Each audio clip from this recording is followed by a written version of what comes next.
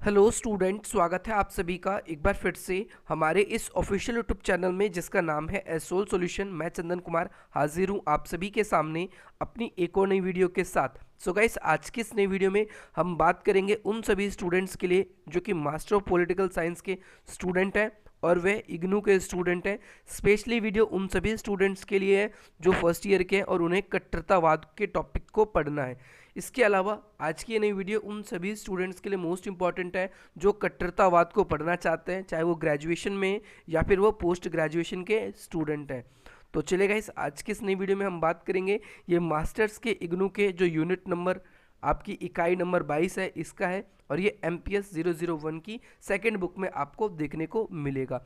इससे पहले इस टॉपिक को शुरू करने से पहले वैसे मैं आप लोगों को बता दूं, आज की इस वीडियो में हम डीप से जानेंगे कि भाई कट्टरतावाद होती है या कट्टरवाद आपके एग्जाम में लिखा हुआ आ जाए तो आपको कंफ्यूज नहीं होना, दोनों एक ही चीज़ है, कट्टरतावाद और कट्टरवाद भी। तो भाई इससे अगर आपके एग्जाम में क्वेश्चन बनता है कि इसका क्या अर्थ है, तो आज की इस नई वीडियो से आपको कंप्लीट आंसर मिल जाएगा। इससे पहले हम इस चैप्टर की रूपरेखा देख लेते हैं कि हमें क्या क्या पढ़ना है, क्या क्या नहीं पढ़ना। स्टूडेंट्स, ये है आपके चैप्टर की पूरी रूपरेखा। इसके अंदर आज हम कट्टरतावाद का अर्थ पढ़ेंगे, ये सबसे इंपॉर्टेंट है। इसके बाद में आपसे कट्टरतावाद के जो मूल लक्षण है ये भी पूछा जाता है, और कई बार कट्टरपंथी जो मनोरथ है या जो मनोस्थिति है इसके बारे में भी आपसे क्वेश्चन पूछा जाता है। तो ये 3 टॉपिक इसके सबसे ज़्यादा इंपॉर्टेंट है, और सबसे इंपॉर्टेंट तो ये है इसमें आपका जब तक आपको कट्टरतावाद का अर्थ नहीं पता चलेगा तो बाकी क्वेश्चन चाहे कुछ भी बने आप नहीं कर पाएंगे, और ये आप लोगों को ज़रूर आना चाहिए। तो चलिए आज की अपनी इस वीडियो को स्टूडेंट, सबसे पहले इस टॉपिक को स्टार्ट करने से पहले मैं आप सभी के मन में एक डाउट को क्लियर कराना चाहता हूँ कि जो कट्टरतावाद है या जो कट्टरवाद है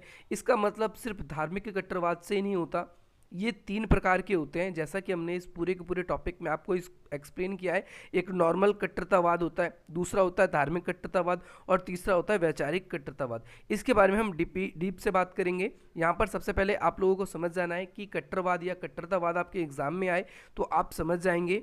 और अलग अलग विद्वानों ने इसे कई बार कट्टरतावाद को एक तत्व भी माना है, जैसे कट्टरवाद मतलब एक तरह के कट्टरवाद, लेकिन कईयों ने सोचा है कि नहीं भाई, कट्टरवाद सिर्फ एक तरह के नहीं होते, ये अलग अलग तरह के यानी दूसरे तत्व भी इसके अंदर शामिल होते हैं इन कट्टरवाद में। यही कारण है जिनकी सीमित सोच होती है वो सिर्फ ये सोचते हैं कि भाई जो कट्टरवाद है वो धार्मिक समुदाय से ही संबंध रखते हैं या धार्मिक कट्टरवाद ही कट्टरवाद का एक रूप है, पर ऐसा बिल्कुल भी नहीं है। जो कट्टरवाद है इसका मतलब हम धार्मिक संदर्भ में भी और हम वैचारिक संदर्भ में भी देखते हैं। बहुत सारे ऐसे लोग भी होते हैं जो ना किसी धर्म का पालन करते, ना किसी विचारधारा का पालन करते, फिर भी वो कट्टरवाद होते हैं। कई व्यक्ति ऐसे होते हैं जो वैचारिक कट्टरवादी होते हैं। इसके बारे में हम डीप से बात करेंगे। एक राइटर है जिनका नाम है हैवुड, आपको ध्यान रखना है, ये इंपॉर्टेंट है। इनकी एक बुक है, इनकी पुस्तक है जिसका नाम है पॉलिटिकल आइडियोलॉजीज। इसमें इन्होंने कट्टरवाद को बहुत अच्छी तरीके से परिभाषित किया है, और इनकी ये परिभाषा सर्वव्यापी है। आपको कोई से भी टॉपिक किसी भी बुक के अंदर अगर आप पढ़ रहे हैं कट्टरवाद को, तो भाई इनकी परिभाषा आप लोगों को ज़रूर मिलेगी। तो इसका मतलब आप लोगों के लिए ये है कि आपको ये परिभाषा जो इनके द्वारा दी गई है ये आपको याद रखना है। तो भाई इन्होंने देखो कट्टरवाद को काफ़ी कॉम्प्लिकेटेड वे में समझाया है, तो इसके लिए मैंने आप लोगों को तीनों के तीनों जो इसके अर्थ हैं वो आप लोगों को समझाऊंगा। मैं पहले इसकी परिभाषा आपको रट लेनी है, ये याद कर लेनी है कि भाई कट्टरवादता जो है इसका मतलब अमूल या किसी मत के मौलिक सिद्धांत में विश्वास रखने से होता है। यानी कोई भी एक व्यक्ति होगा जो किसी एक खास विचारधारा या अपने विचार को सिद्धांत मानकर उसी पे ही विश्वास रखता है और उसमें परिवर्तन की बात नहीं करता है, एक वो कट्टरवाद होता है। दूसरी बात, ऐसे लोग जो कि किसी न किसी प्रतिबद्धता से जुड़े होते हैं, यानी वो उसके अंदर कुछ भी कॉम्प्लिकेशंस, कोई भी बदलाव करने नहीं चाहते। और तीसरी चीज़ हम देखते हैं कि ये क्या होते हैं, ये उनके उत्साह और जो पुराने रीति रिवाज या कल्चर है उनसे जुड़े हुए होते हैं। तो सबसे पहले हम इसको 3 संदर्भ में समझेंगे। यहाँ पर अमूल मत का मतलब क्या है कि उनके कुछ मौलिक नियम होते हैं जिनका वो पालन करते हैं और उनमें कोई भी वो बदलाव बिल्कुल भी नहीं चाहते। पहला पॉइंट आपको ये याद रखना है कट्टरवाद का अर्थ जानते हुए। दूसरी चीज़, ये वो विश्वास यानी ये वो प्रतिबद्धता होती है जो एक समाज के रूप में वो धारण कर लेते हैं और उसमें कोई भी उन नियमों में कोई भी वो बदलाव नहीं चाहते। और तीसरी बात आप लोगों को ये याद रखना है, मत का मतलब हम कई बारी हम धर्म के रूप में भी स्वीकार कर लेते हैं, और मत का मतलब हम कई बार उनकी वैचारिक सोच के रूप में भी स्वीकार करते हैं। तो इसका मतलब प्रतिबद्धता की वो क्या करते हैं, दुर्गाह रूप से वो धारण करते हैं प्रतिबद्धता को, और ये अपने विश्वास को समाज में लागू करने की बात करते हैं। उसमें किसी भी प्रकार के जो परिवर्तन है वो उसमें परिवर्तन नहीं करना चाहते। ये जो कट्टरवाद है, इससे पहले मैंने आप लोगों के लिए एक टॉपिक इसलिए पहले ही एक्सप्लेन कर दिया था जो इसकी अगली यूनिट में है। आप लोगों ने मेरे ख्याल से वो अच्छी तरीके से पढ़ लिया होगा। उस यूनिट के अंदर हमने आप लोगों को एक्सप्लेन किया था अच्छी तरीके से कि रूढ़िवादी और जो कट्टरवाद है उसमें थोड़ा सा ही डिफरेंस होता है। रूढ़िवादी भी आप लोगों के लिए उतना ही इंपॉर्टेंट है जितना आप लोगों के लिए कट्टरवाद है। तो रूढ़िवादी वाला अगर आपने टॉपिक नहीं करा है तो आप उसको भी कर लें, क्योंकि रूढ़िवादी भी आप लोगों के एग्जाम में बार बार ही पूछा जाता है। चलिए नीचे बात करते हैं कि भाई अब यहाँ पर बताया गया है, यहाँ पर आप लोगों को ये भी याद रखना है कि जो कट्टरवाद है वो एक लगभग धर्म के जैसे ही होता है। इंसान उससे कट्टरवादिता को धारण कर लेता है और अपनी बात पे ही वो अड़ा रहता है। रूढ़िवादी व्यक्ति और कट्टरवादी व्यक्ति में ज़्यादा अंतर नहीं होता, अंतर होता है पर बेसिक मार्क्स का अंतर होता है कि रूढ़िवादी वो व्यक्ति होती है जो अपनी पुरानी परंपराओं पर कट्टरता पूर्वक निभाने का अपना प्रयास करता है, वही व्यक्ति रूढ़िवादी कहलाता है। तो भाई अगर हम देखें कि अगर हम कट्टरवाद को धार्मिक रूप में अगर इसका अर्थ देखें तो हम समझेंगे कि भाई इसके अंदर धर्म के बहुत सारे मौलिक सिद्धांत होते हैं जिसका अनुसरण करके व्यक्ति आगे चलने की बात करता है। धार्मिक कट्टरवाद को आपको ध्यान रखना है, इसका मतलब धर्म के उन मूल सिद्धांतों से या उन मौलिक सिद्धांतों से है जिनका वो पालन करके वो सिद्धांतों को आगे अपने जीवन को आगे बढ़ाता है। कई बार हम देखते हैं कि भाई जो धार्मिक कट्टरतावाद है ये अपनी चरम सीमा पर पहुंच जाता है, और साथ ही साथ ये क्या है कि ये सांप्रदाय के रूप में हमारे समाज में ही आने लगता है। जैसे ईसाई ईसाई, इस मुस्लिम मुस्लिम, हिंदू हिंदू, और इस तरीके से हम इसको समझते हैं कि भाई जो ईसाई समाज है वो सिर्फ अपने ईसाइयों की ही बात करता है। तो कई बार ये अपनी चरम जब सीमा पे पहुंच जाते हैं कट्टरवाद, तो ये अपने धर्म का या अपना संप्रदाय का खुलकर प्रचार प्रसार करने लगते हैं। अब यहाँ पर बहुत इंपॉर्टेंट लाइन लिखी है, यहाँ से आप लोगों को ध्यान रखना है। जो चीज़ें अब तक आपको अर्थ बताई थी वही चीज़ें चल रही थी, अब यहाँ से कुछ नई चीज़ें आप लोगों के लिए स्टार्ट हो गई है कि भाई एक धार्मिक व्यक्ति होना कट्टरवादी या कट्टरपंथी नहीं कहलाता। एक धार्मिक व्यक्ति जो है वो कट्टरवादी नहीं होता, क्योंकि धर्म जो है वो कोई भी धर्म हो वो कट्टरवाद हो ही नहीं सकता। कोई भी धर्म अगर आप देखेंगे, किसी भी धर्म के बारे में पढ़ेंगे तो उस धर्म के अंदर दूसरे धर्म का दमन करने की शिक्षा नहीं दी जाती। तो भाई एक धार्मिक व्यक्ति कभी भी कट्टरवाद नहीं हो सकता।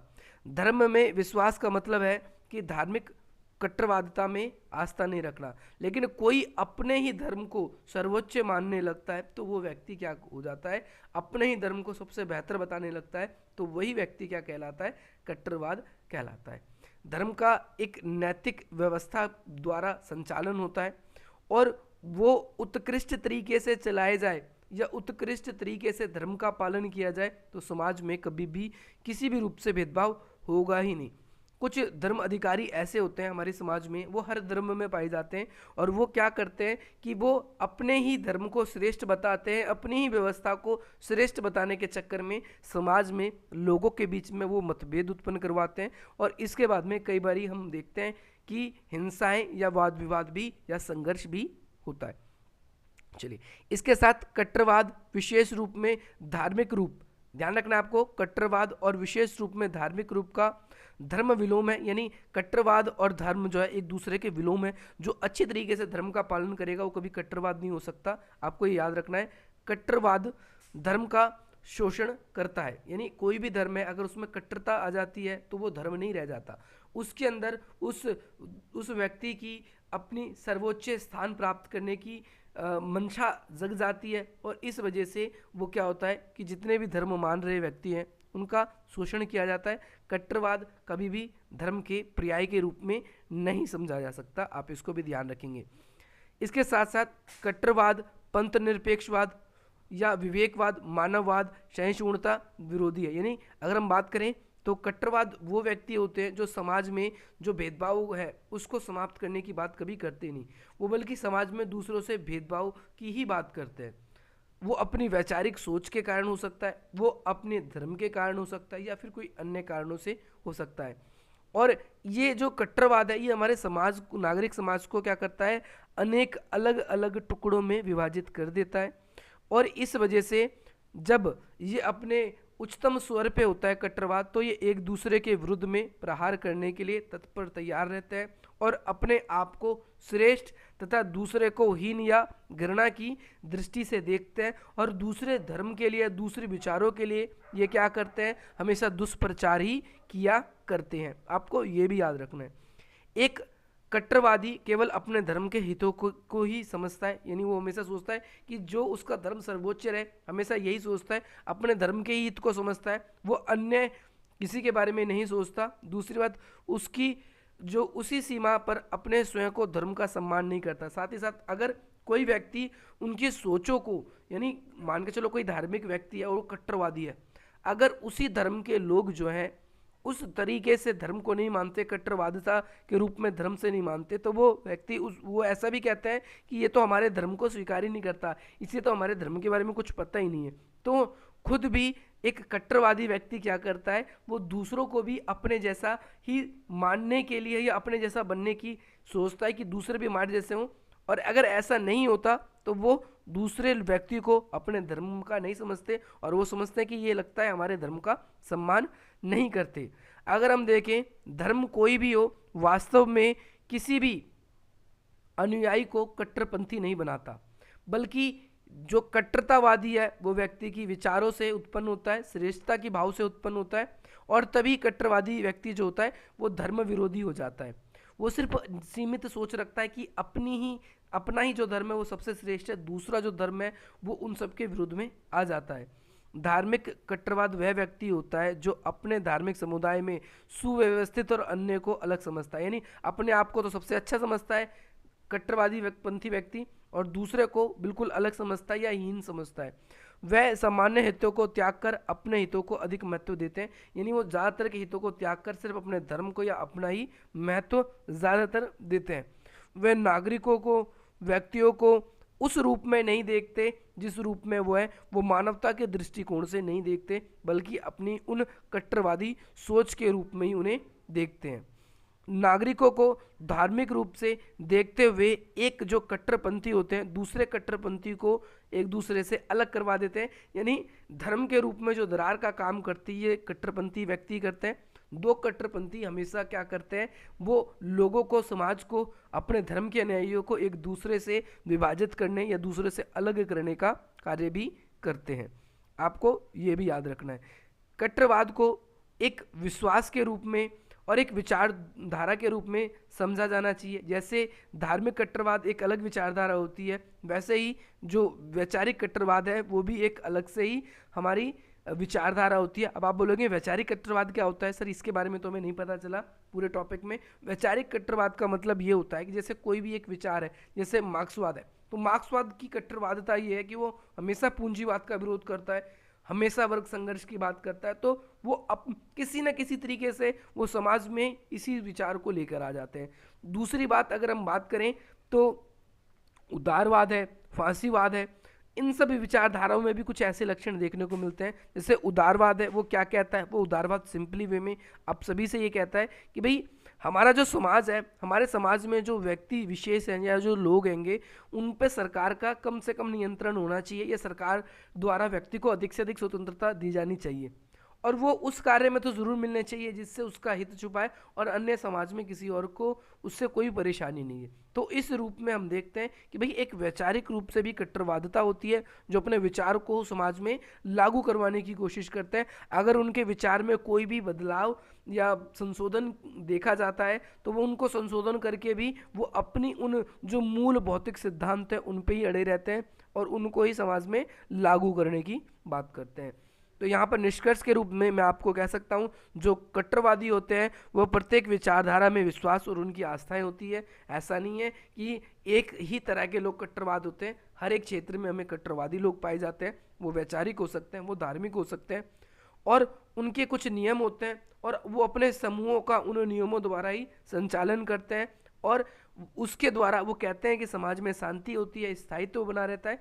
नहीं तो ऐसी कई सारी दलीलें वो देते हैं जिसके ज़रिए वो अपनी विशेष विचारधारा को समाज में प्रदर्शित करने की कोशिश करते हैं। इसके लिए कई बार वो संस्थाएं बनाते हैं, कई बार नियम बनाते हैं और कई बार अन्य तरह के कार्य भी किए जाते हैं, जैसा कि प्रत्येक धर्म में होता है।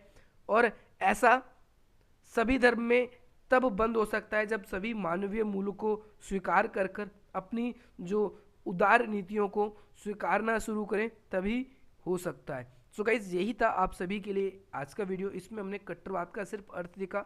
आपके एग्जाम में जो भी क्वेश्चन बनेगा उसमें कट्टरवाद का आपको अर्थ तो लिखना ही होगा। तो भाई ये एक चीज़ तो आप लोगों को अच्छे से रट जानी चाहिए, ये याद होनी चाहिए। और बाकी आप लोगों को अगर कोई भी सुझाव है तो आप हमें हमारे टेलीग्राम ग्रुप्स में दे सकते हैं, जिसका लिंक डिस्क्रिप्शन बॉक्स में। इसके अलावा आप हमें इंस्टाग्राम पर भी फॉलो कर सकते हैं, जिसका लिंक डिस्क्रिप्शन बॉक्स में। और वहाँ से आप अपने सुझाव को या जो भी आप लोगों के विचार हैं आप हमें दे सकते हैं। चलिए गाइस, मिलते हैं हम आपसे अपनी अगली वीडियो में। और हमारे चैनल को सब्सक्राइब करें, वीडियो को लाइक करें। जय हिंद, जय भारत।